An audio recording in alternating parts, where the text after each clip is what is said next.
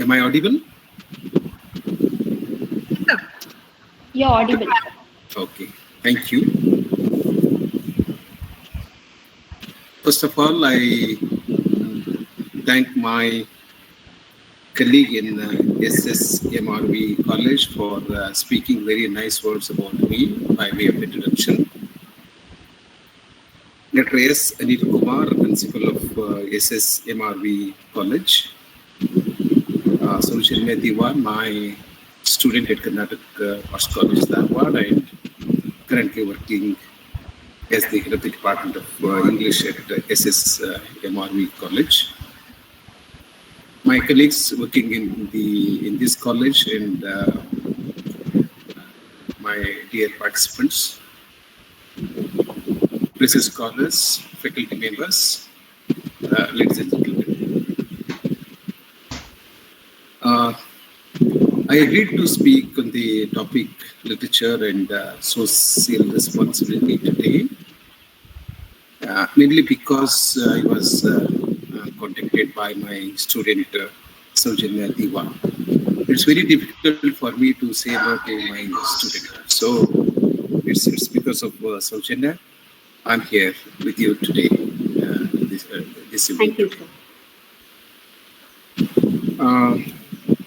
I am currently working as, not as the head of the department, right now, as the Dean of the School of Humanities and Languages and Director of Academics and also Registrar of Central University of Karnataka. It's a very hectic schedule and I couldn't say no to her and I prepared my speech, my lecture in a great manner. Let me see whether I can do justice to the topic. And whether I don't know whether I will live up to your expectation or not. I am basically a teacher of English. You can call it professor of English. Whether a professor or associate or assistant professor, we're all basically teachers. So I would say I'm a teacher of English and I'm also a writer. And I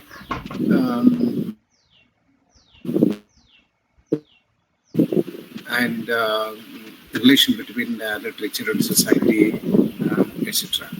And today I confine my presentation only to this topic, literature and social responsibility, or I can make slight modification, literature and society, or literature and social change. So I'm informed that I have 50 to 60 minutes to speak, then we can have interaction. I can have interaction. Okay, so I divide my lecture into two parts. In the first part of my lecture, I will be speaking about the relation between literature and society. I may refer to some major, thinkers and critics who have extensively. Excuse me, sir. Yes. Sir, can you turn off the fan behind? Sorry, sir. Sorry.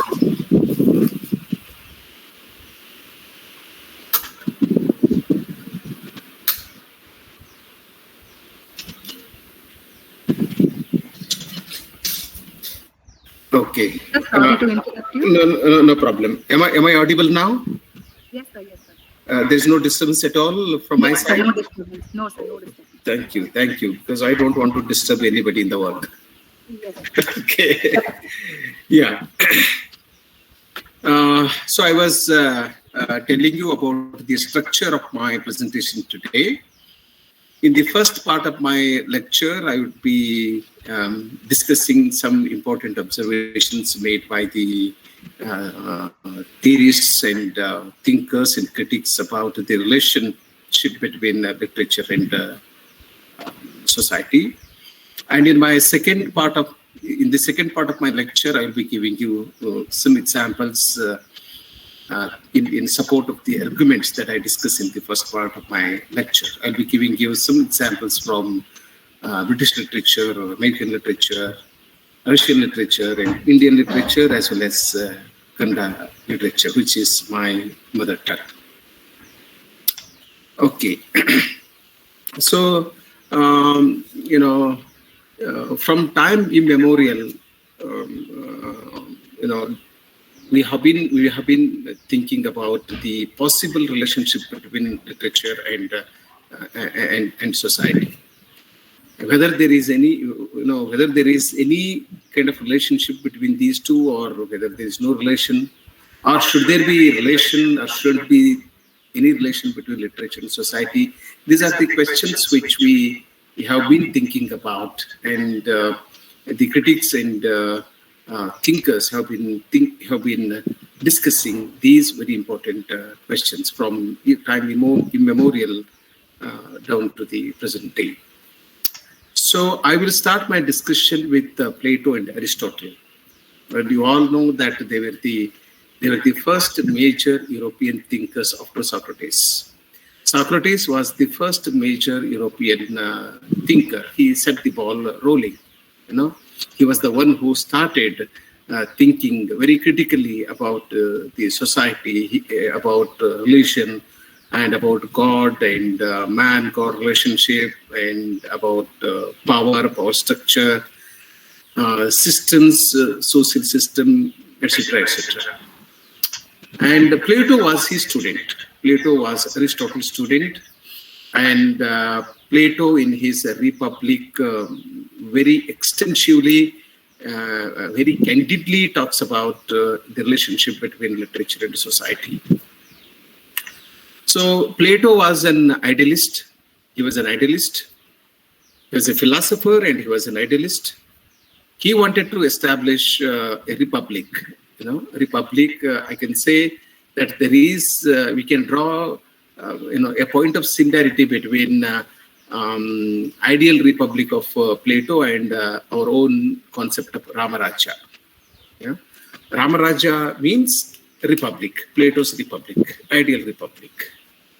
And I don't have to explain to you what Ramaraja, the concept of Ramaraja. Okay, so everybody in my state should be happy. If all people in my state, in my country, are happy, then I can say it is Ramaraja that I have established. And Plato wanted to, establish this ideal republic, and he bans the poets from his republic. I do not give any space to writers, poets, in my proposed republic. You do not have, you don't have to play any role in my ideal republic. You don't have place at all. I will ban you. I will ban you. And he gives the reason why he wanted to ban the poets from his ideal republic. Why he didn't want the poets to live in his ideal republic. He said that poets would appeal to the base human emotion.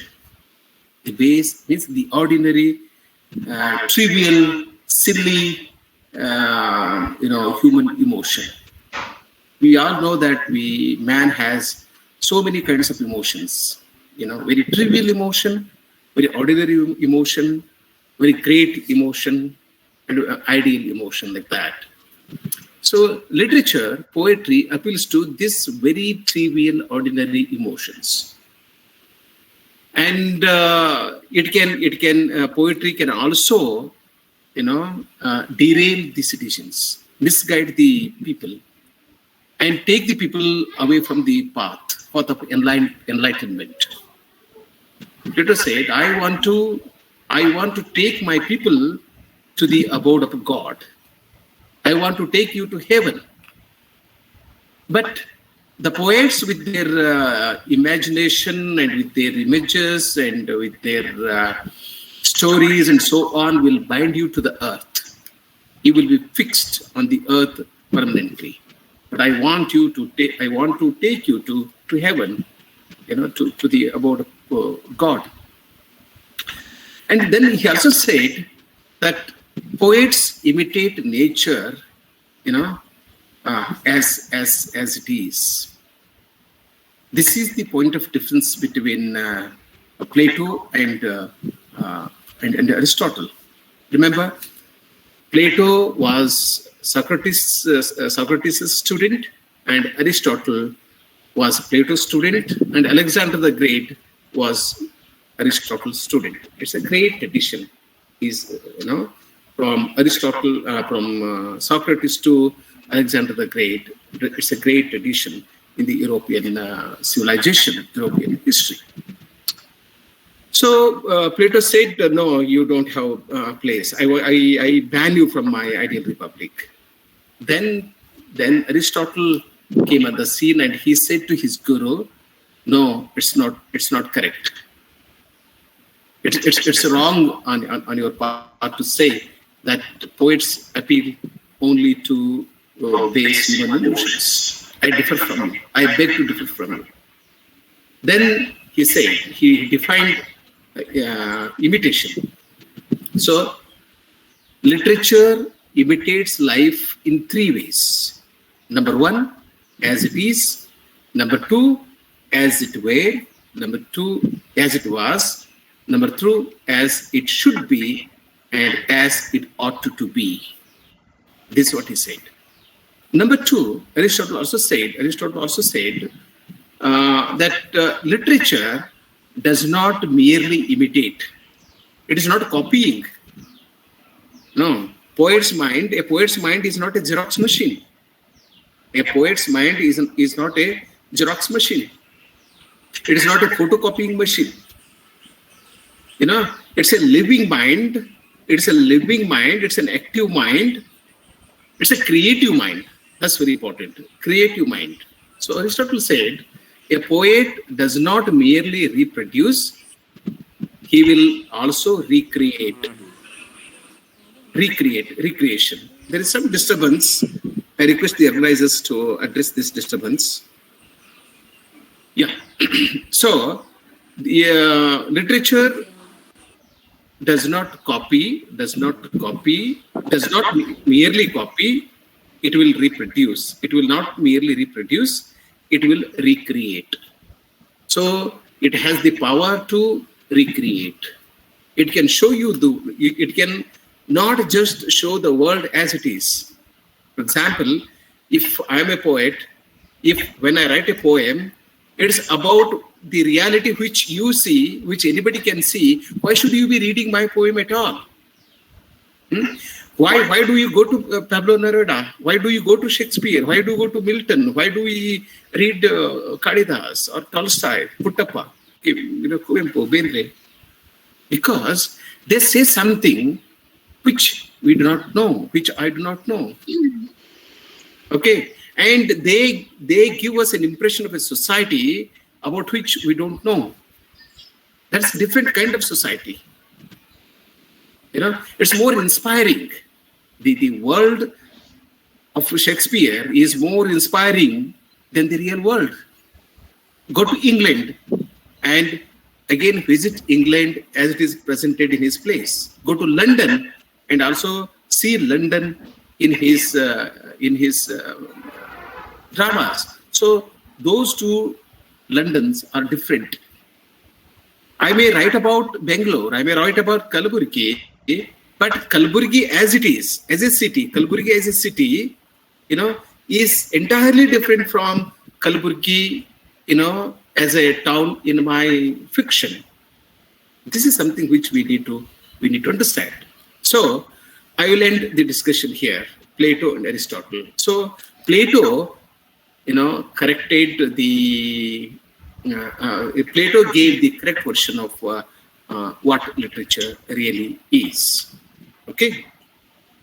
Now, so from Aristotle, I will, take a long jump and come to Edward Said and Terry Eagleton. Very important modern post-colonial thinkers. One is Marxist and second one is post-colonial thinker, Edward Said. So Edward Said in his contents in the world, the text and the critic. This is the title of the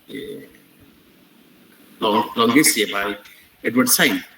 So in this essay titled The World, the Text and the Critic, Edward Said contends that the inevitable trajectory of critical consciousness is to arrive at some acute sense of what political, social, and human values are entailed in the reading, production, and transmission of every text. This is an important statement by Edward Said, which I want all the participants, especially young research scholars, to pay their attention to. And we all read literature, but reading is an art. Reading is a skill. With what objective you read literature will decide the nature of your reading and the nature of what you would like to find in the work of art. So when you read a novel with a certain expectation in his mind, then you will have the clear-cut outcome. Otherwise, you just enjoy the story of the plot of the novel or the plot of the poem, epic, or the plot of the play. That's all. Now, Edward Said talks about, he talks about the necessity to find out political, social, and human values which are involved, which are entailed in the reading, production, and transmission of every, text.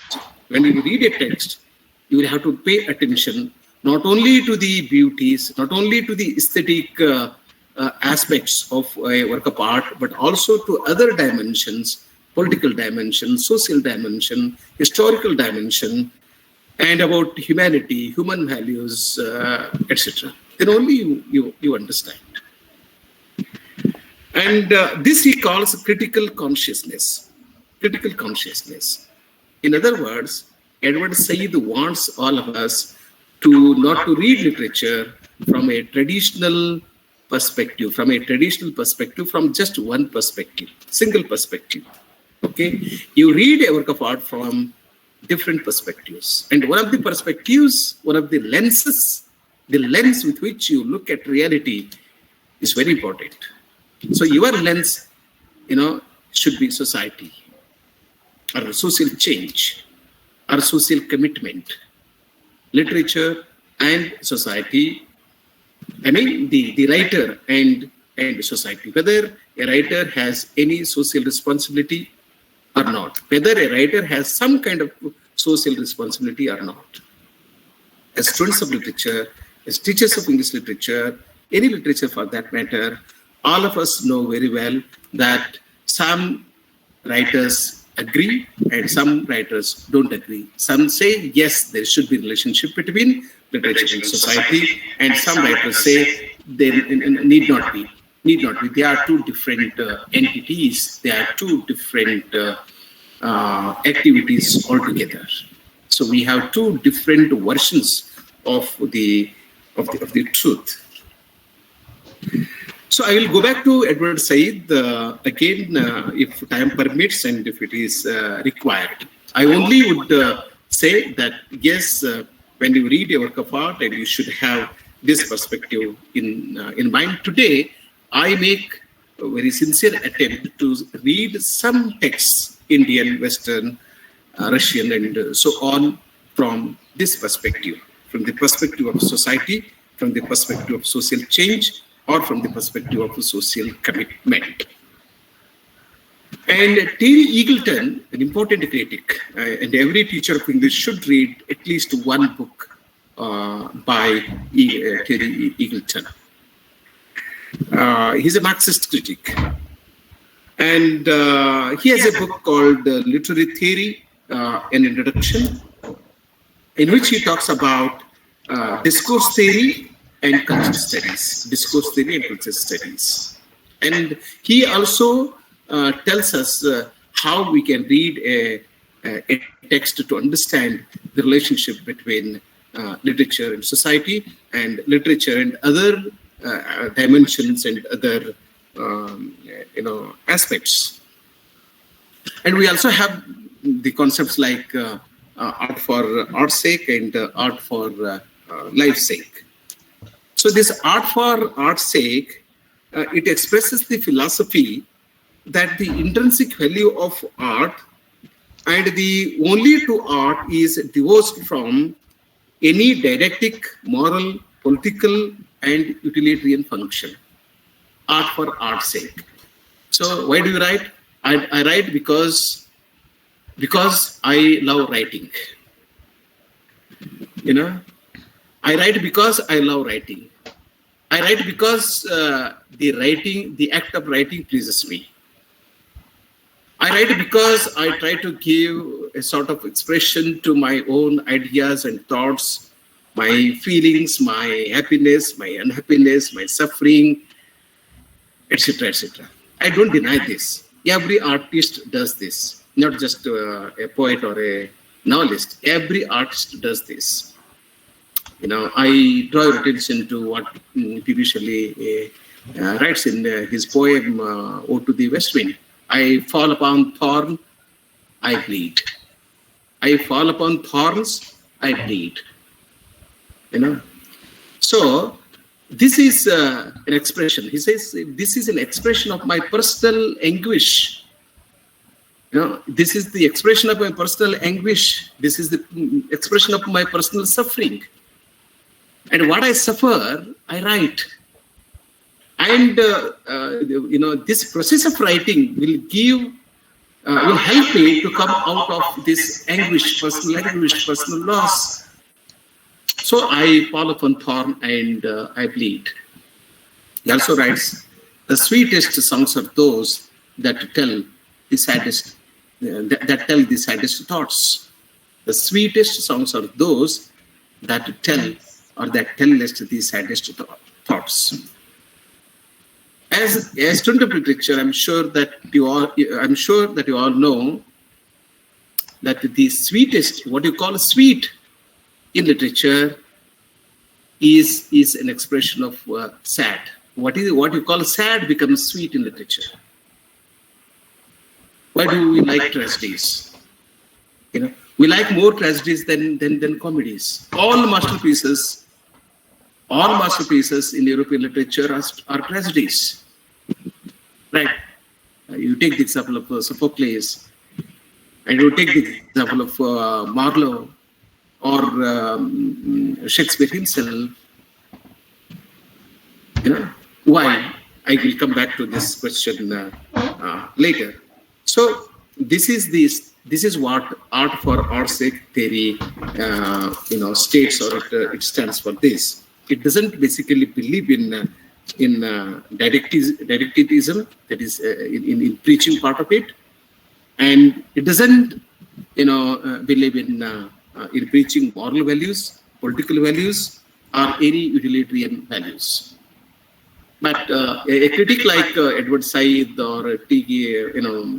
Eagleton and others, they deny this. All socialist, communist, Marxist, post-colonial critics and writers, even feminist critics, okay, marginal writers, minority writers, they all deny this because they deny the mainstream, the canonical literature. They deny the canonization of literature, the canonization of intellectuality. All intellectual, mainstream intellectual discourses, they deny. They all look for alternative culture. That's very important. Alternative culture. Alternative culture is possible. And a writer should explore the possibilities of exploring alternative cultures, alternative languages, and alternative belief systems, etc. Then the French philosopher Victor Cousin, he coined the word art for life's sake, art for life's sake. So this talks about, it talks about the social responsibility of an artist. An artist also has his own social responsibility, his commitment to society. Literature should be committed to society, committed to social change. I think I will have to explain what I mean by this. So let us try to understand the nature of relation between literature and society. So literature should give us aesthetic pleasure. When you read literature, you should be thoroughly pleased. Okay? And you should be thoroughly entertained. Why should you read a poem if it is very boring, if it doesn't entertain you, if it doesn't please you, if it doesn't appeal to your heart and your soul and your mind, your emotions, etc.? Why should you read? Why should you watch a movie? Why should you watch a play? Basically, they entertain us. They entertain us and they enlighten us. Enlightenment. Entertainment and enlightenment. And these critics say, like Edward Said, Eagleton, and others, it's not just entertainment or enlightenment. It should also create a sort of awareness in the mind of the reader about the social system, and about society, and about the structure of society. You should be made, you should, when you read your part, you should also, you think of God, you think of divine power, you also think of society and the structure of the society. Yes, there are problems with my society.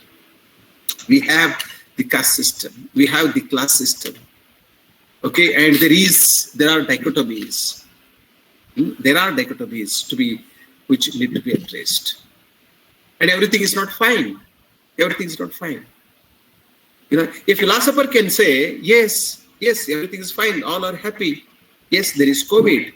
There is COVID pandemic. I don't recognize COVID pandemic. There is no COVID pandemic. But people are getting hospitalized in a large number. People die. People die. And the manner in which dead bodies are taken to the graveyard and are buried is not only puzzling, is terrible, horrible. I never watch TV news at all after this pandemic, COVID pandemic started. So, as a writer, yes, you will have to create. It's also your duty to create a sort of awareness. People should, yes, they should know. They should know what is happening in their society, what is happening in my society, what is happening in my state, in my country. I will draw your attention to a very powerful, dialogue spoken in Shakespeare's Hamlet. And I think it's Horatio who says, something is rotten in the state of Denmark. I'm taking you to Shakespeare only to make you understand how a writer like Shakespeare can also talk about society in a subtle way. He says, something is rotten in the state of Denmark. Remove Denmark, add Karnataka, it makes sense. Something is rotten in the state of Karnataka. Right? Remove Karnataka, add your university, your college, my university, my college. It also makes sense. Something is rotten in the state of Denmark, in the state of Karnataka, in India, in Karnataka University. I did not take any particular name, which is not good. It makes sense. Then look, who should, if something is rotten, who should correct it? If there is a disorder, if there is anarchy, if there is violence, who should correct it? And Hamlet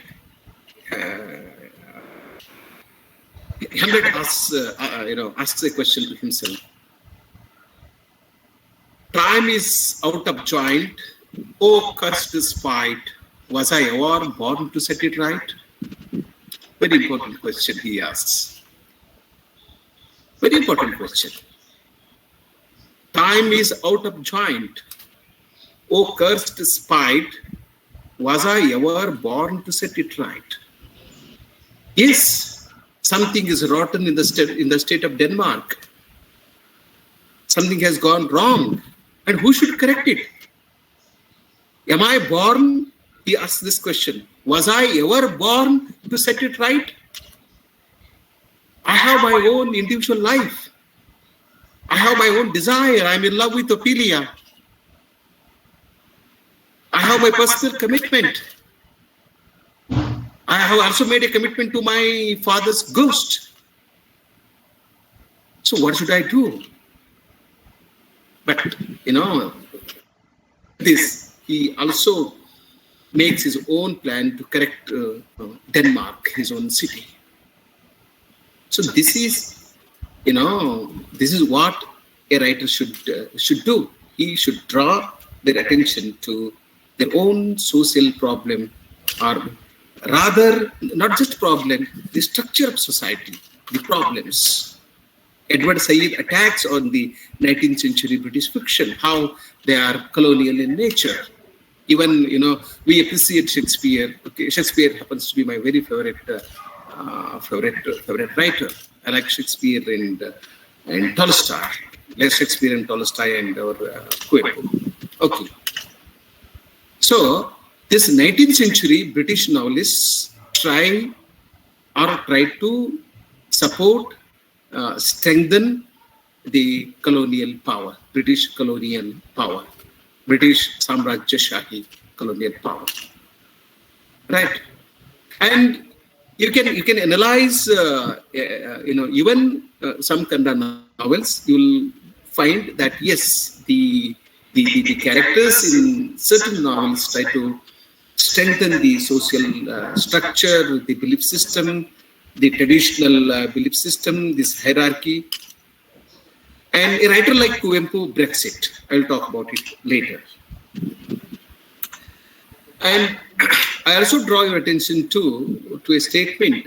Some years ago, maybe some 15, 20 years ago, I heard a talk by a very famous Indian theatre director, and I'm sorry I don't remember his name. Yeah, it was in Dharwad. He was giving a lecture. In his lecture, he made this statement, and this was the beginning of his lecture. He said, "I shall not direct a play unless it has some relevance to my contemporary society. I shall not direct a play unless it has some relevance to my contemporary society." That is his commitment to theatre. I will not do theatre. I don't do theatre if I cannot connect this to society. My people should be interested. They should be interested in their own society. And Brecht is also a very famous German playwright and theatre pandit. He also writes. He also makes a statement. Bertolt Brecht: a theatre which does not establish a living contact with the public is a nonsense. He calls it nonsense. A theatre which does not establish a living contact with the public is a nonsense. So you should establish a living contact with your audience, and a lot of our theatre fails here. Plays, if I write a play and my play doesn't, if I'm not able to connect myself through my play with the society, with the audience, then it is no play at all. If I'm a theatre artist, I'm doing theatre. If my theatre doesn't establish a living relationship with the society, it is nonsense. So I want you to pay your attention to these two statements, one Brecht and the other by an eminent Indian playwright. I also draw your attention to John Keats's lines. I don't know how I can connect this to my topic. I will see later. Heard melodies are sweet, but those unheard sweeter. If you read Indian literature, not just Kannada literature, any literature for that matter, okay, And until 1930s and 40s, all all our writers, or most of our writers, made very serious attempt to present, the traditional way of life in their fiction and in their plays. It started in 1930s, when progressive movement started in India, progressive movement and Navya movement, modernist movement, and in the case of Kannada, Bandaya movement and Dalit movement. Okay, and these new literary movements, which started after 1930s in India in general and in Karnataka in particular, we started thinking very loudly about the relationship between literature and society. Yes, literature should have some kind of social commitment, and social responsibility. Now, I will ask two questions, and I try to give answers to these questions. My first question is, can literature change society? Can literature change society? Can a poet, can a playwright, can a novelist bring about some kind of positive change in our social system, social setup? Can we make our readers, can a writer make his readers through his writing to think differently about his own society, about his own culture, about his own way of life, and make him understand that everything is not fine, something is rotten in the state of Denmark, or in the state, in your own society? This is the question. And I do not have an exact answer to this question, because I have been trying for a long time to find an answer to this. But I definitely don't say no. I definitely don't say no. Literature does cause some kind of social change. Literature, art, drama, even film, which we call popular culture. It comes under popular culture, film, and television, etc. All forms of entertainment, they also lead to some kind of change. What kind of change do they bring about is one more question, which we will discuss later. Now, I said I would not definitely say no to this question. Yes, literature, causes some kind of social change. It's possible. It's possible for a writer. It's also possible for literature as a whole. I'll give you some 2-3 examples in next 10 to 15 minutes. Tolstoy is an important modern world writer. He's one of the makers of modern world literature. I call Tolstoy one of the most important writers of or important makers of modern world literature. An important Russian writer. I'll not discuss his novels, those 3, 4, 5 big novels. I will, in short, in 2-3 minutes, I'll discuss his very famous short story. I'm sure you all have read it. If you have not read it, you please go home and read it. This is just about 7 to 8 days short story. How much land does a man need?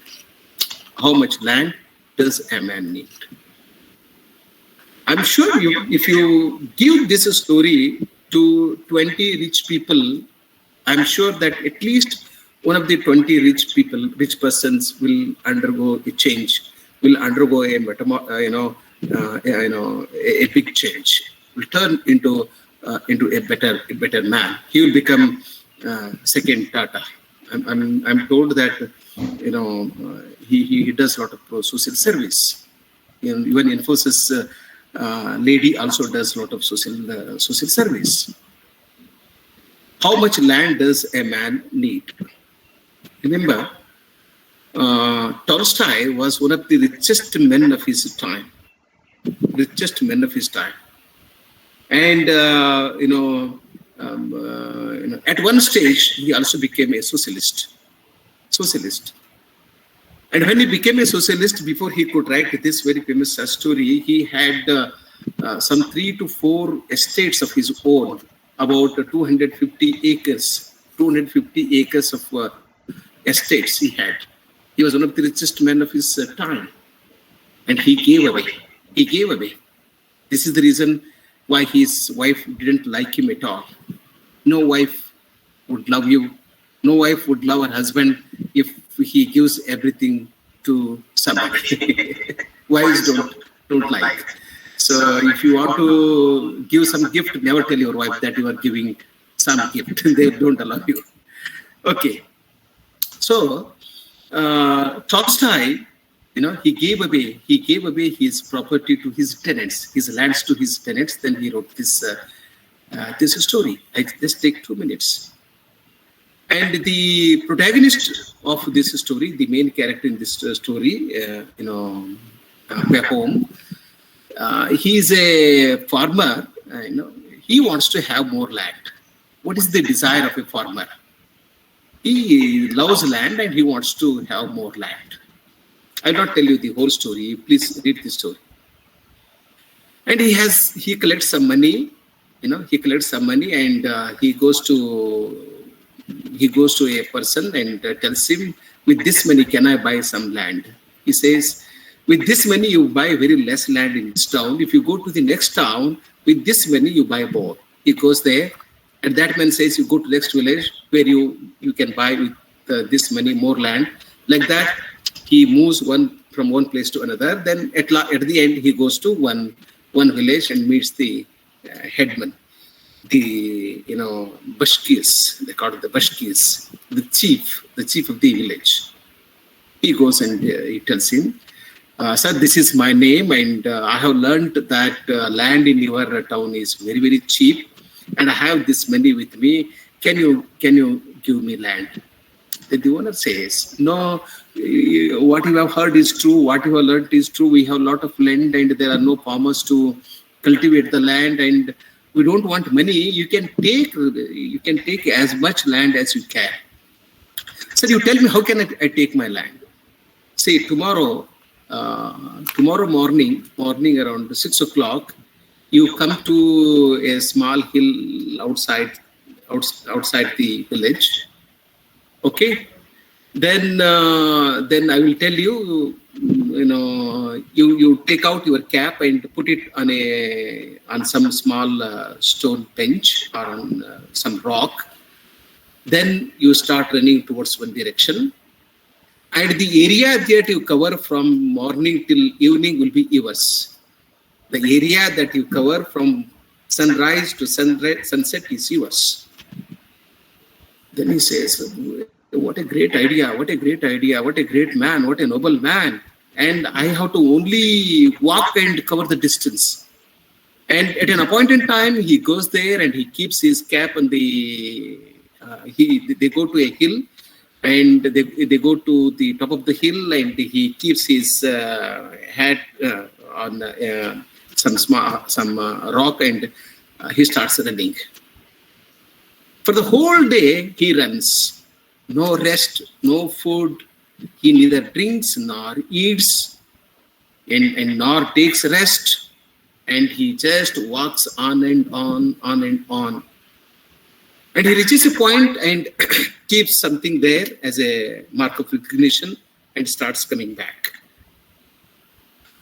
And by the time, when he comes back around 5 o'clock, he comes very near the hill, but he has not reached the point from where he has started. And it becomes dark. It becomes dark, and he's so upset. Oh my God, I have lost everything. Everything is in vain because I couldn't reach the place before the sunset. Then this the village headman, the chief, the Bashkis, who is standing on the top of the hill, shouts at him, please come back. It is not at sunset. The sun has not set here. I am on the top of the hill. Okay, if you come back, you can reach the point. Then he's very happy. He starts running, and he comes running, and he reaches the point. He reaches the point, and when he reaches the point, as soon as he reaches, he falls down and dies. He vomits.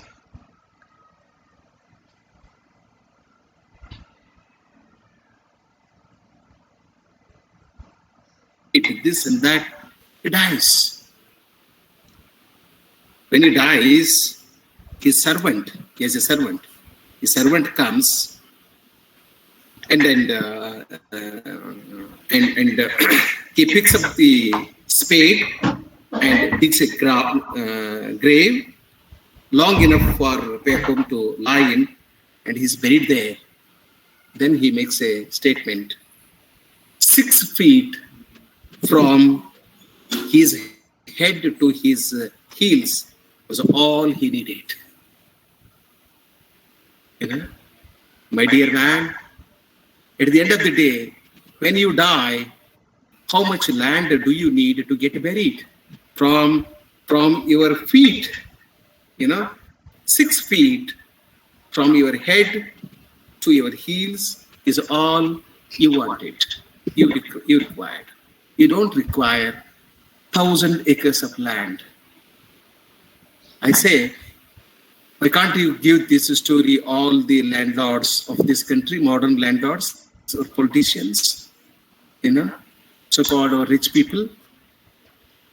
And I'm sure that if he reads if he applies his mind, his emotions and feelings and reads it, it will have some impact on him. And Tolstoy had his land among his tenants before he wrote this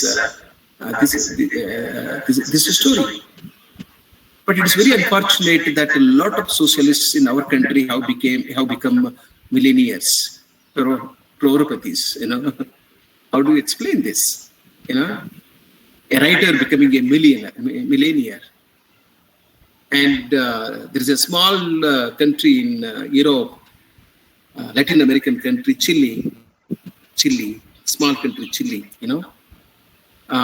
Chile produced one of the brilliant modern minds, Pablo Neruda.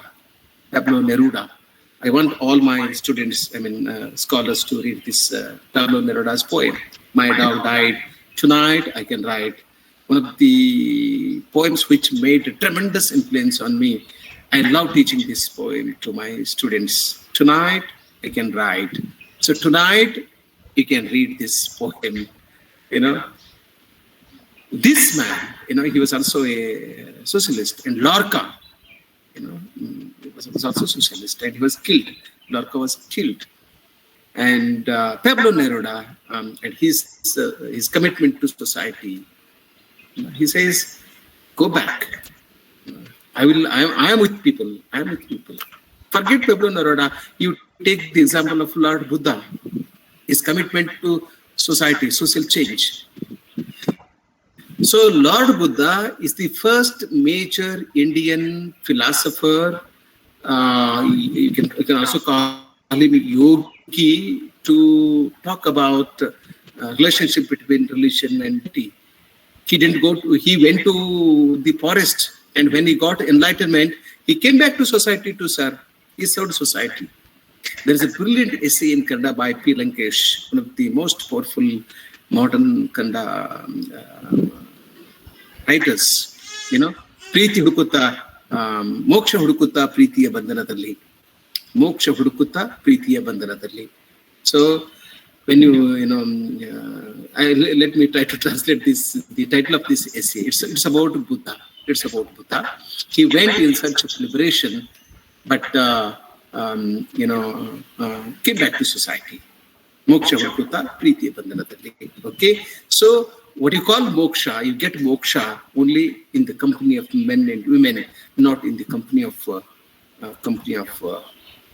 animals or birds or trees of the ocean. Remember, man is happy only when he's with a man. And a dog is happy only when it is with other dogs. But we men love dogs for many reasons, and I don't allow my dog to mix with other dogs. Okay?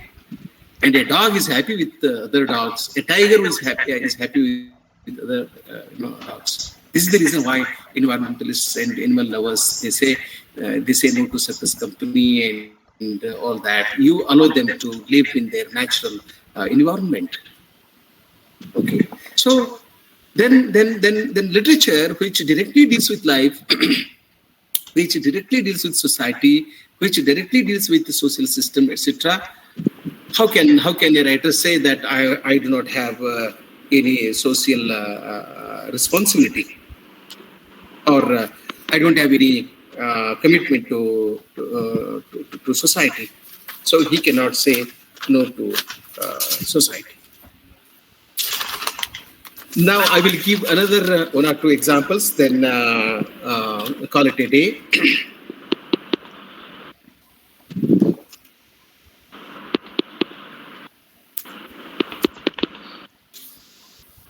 Okay.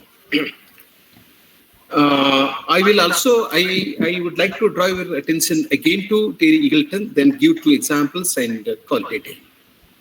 Eagleton makes clear that the liberal purpose of understanding a text is not quite enough. There must be goals for the use of the critical act in constituting an alternative culture. So you must talk about an alternative culture. For instance, for those who have been excluded from the dominant culture, you will have to constitute an alternative culture. For whom? An alternative culture for the people who have been excluded from the dominant culture. This should be the objective of literature, and that speaks volumes about the social commitment and social responsibility. I will give you two examples from Kannada literature. Remember, Kannada literature is one of the most vibrant literatures in the whole India. I'm very happy that we have produced the best so many writers in Kannada, and Shivaram Karanth is the most brilliant Kannada novelist, and his novels can be read in English. They are available in English, like Maradi Mannige, Choma's Drum, Chomana Duty, Choma's Drum. Now, I will also give you the example of Chandrasekhar Kambar, the latest Jnanpith awardee, and he's also chairman of Sahitya, Kendra Sahitya Academy, New Delhi. A major Kannada living novelist, poet, and playwright. I'll give you an example of a play and a novel.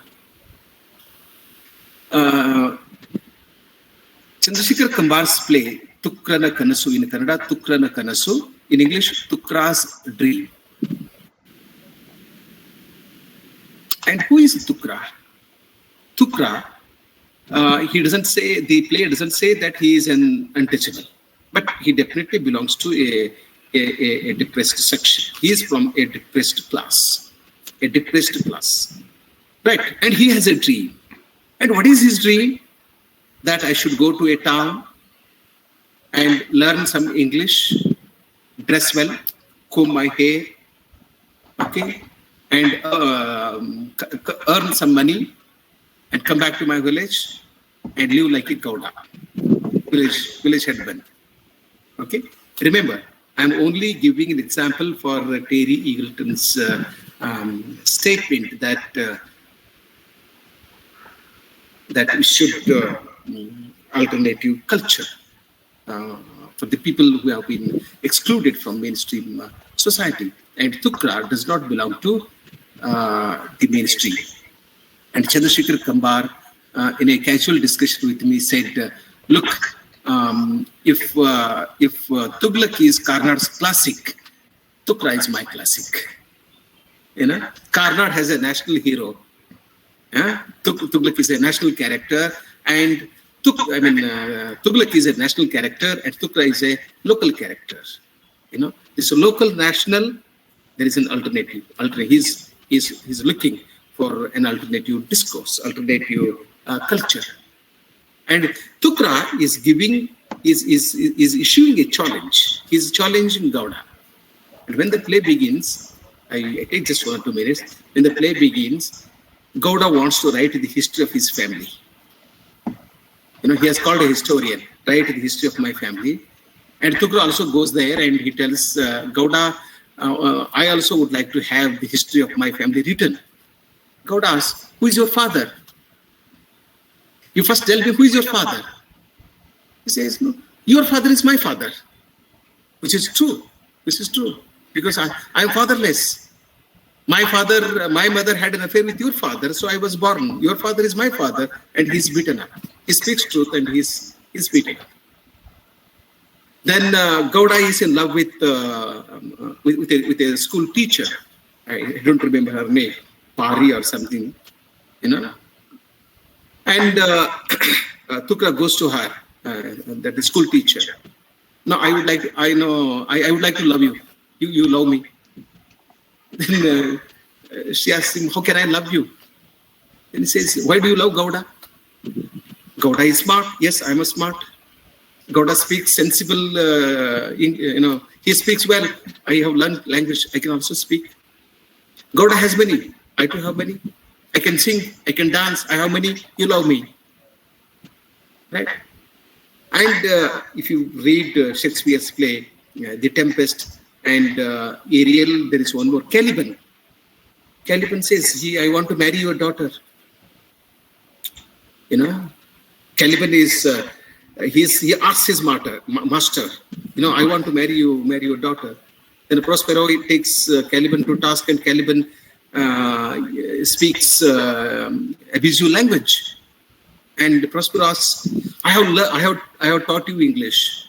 And he says, you have taught me English. I know how to abuse you in English. The Britishers have taught us English, and we are using this language to attack the British colonialism. Okay, so this is something very important as far as I'm concerned. Okay, alternative constituting alternative culture. And the last example today I will be giving from Shivaram Karan's novel Choma's Drum. I'm unhappy with the critics who attack the novelist for not giving land to a Dalit in the novel. I don't have time to talk about this power politics today. I wait you some other time, and we can discuss. So Choma in the novel, it's a short novel, but one of the most powerful novels written in modern Kannada literature. Choma's Dream, just 100 pages. So Choma, who is a Dalit and who is an untouchable, who belongs to the depressed section, wants to have his own land to cultivate. That is his desire. Before I die, I should have some land to cultivate. And the Gowda, who is a Brahmin in the novel, master. He's not Gowda, he's master. Who is a Brahmin and very progressive, very sympathetic and very kind-hearted man. He's a kind-hearted man, and he wants to give some land to Choma so that he can cultivate. And he says, yes, my dear master, there is pleasure in cultivating my land. I should tell the world, look, I too have a piece of land of my own in my village which I can cultivate and I can grow and I can sleep and I can die one day, get buried in my own land. Then it so happens at the end of the novel that the mother of the master does not allow her son, does not consent. She doesn't give her consent to her son to give away a So when the novel ends, he starts beating his drum. Tudi means drum. It's highly symbolical. It's an image. It's a metaphor. It's an excellent metaphor. So at the end of the novel ends when he starts beating the drum. Okay, and he beats the drum, very, very forcefully, because the sound of the drum expresses his anguish, his sense of loss, and his suffering, his mental agony, his depression, his helplessness, etc., etc. So this novel can also be read as a social novel in some sense, and some critics say,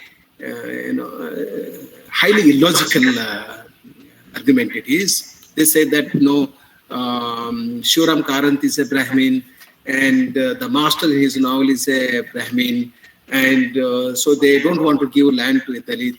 No, it's not like that. This novel wouldn't have been a great novel had he given the land to Dalit. Today we discuss this novel. It has become a discourse on the caste system because of this.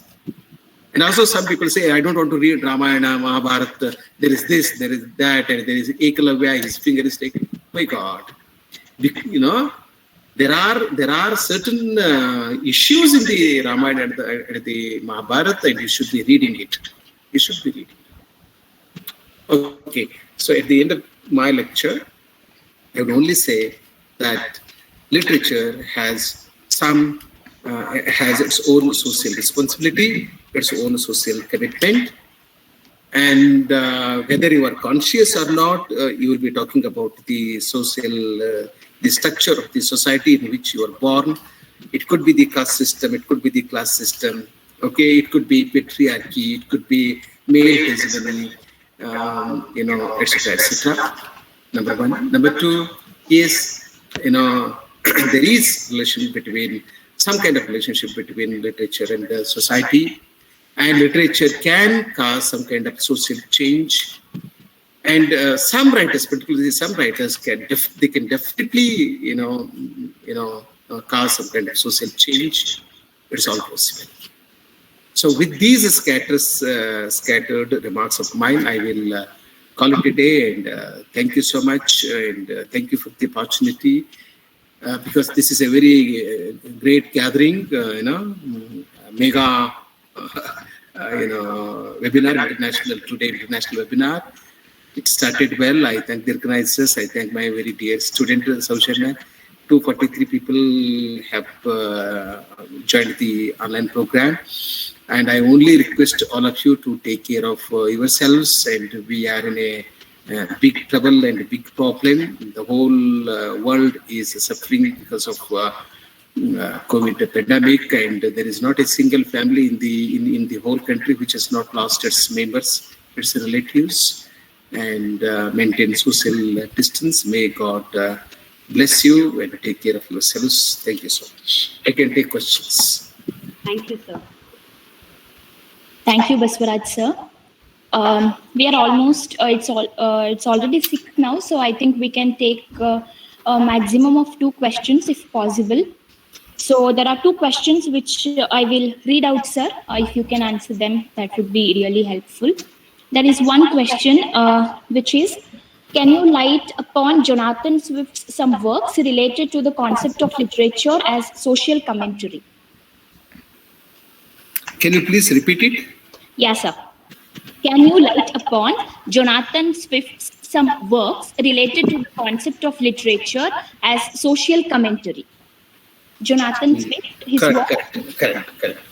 I'm sorry, I can't. I don't remember now. It's difficult.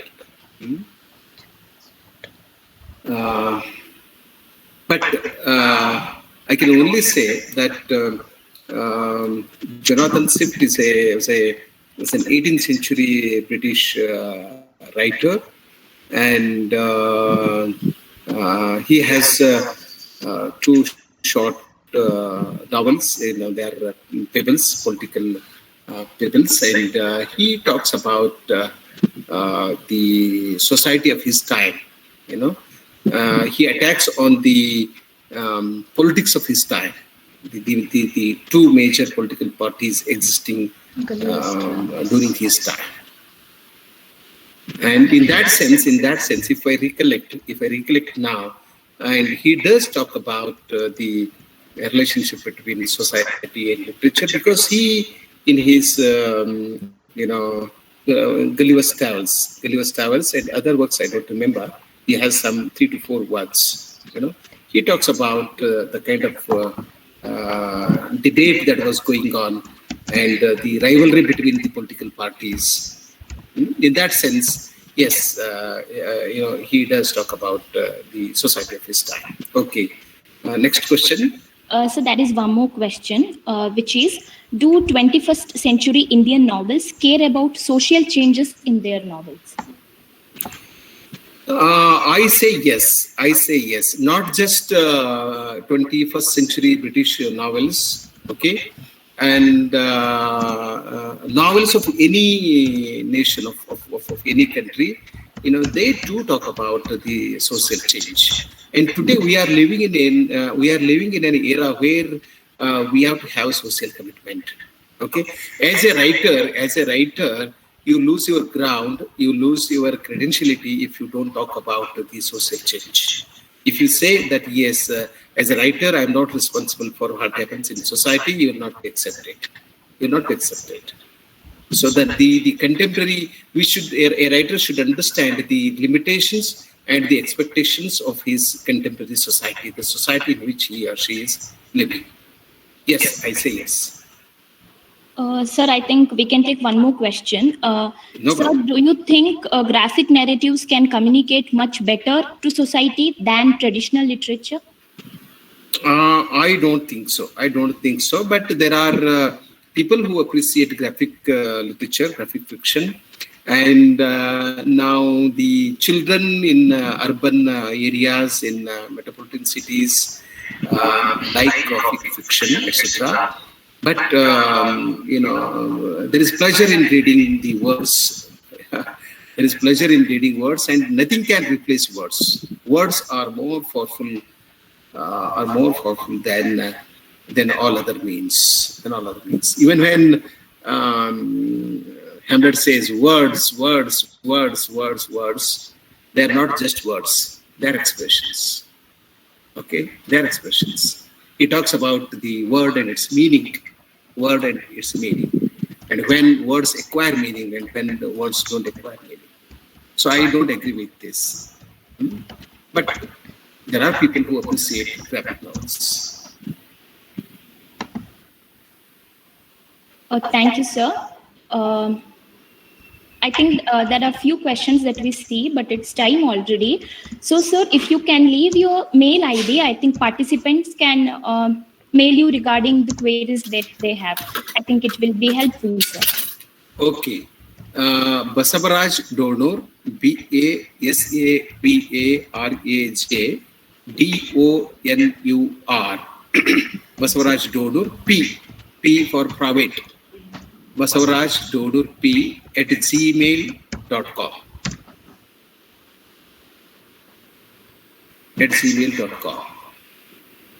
If you want, you can also note down my mobile number. As a teacher, I'm not tired of talking to students and fellow colleagues. 9845-634309.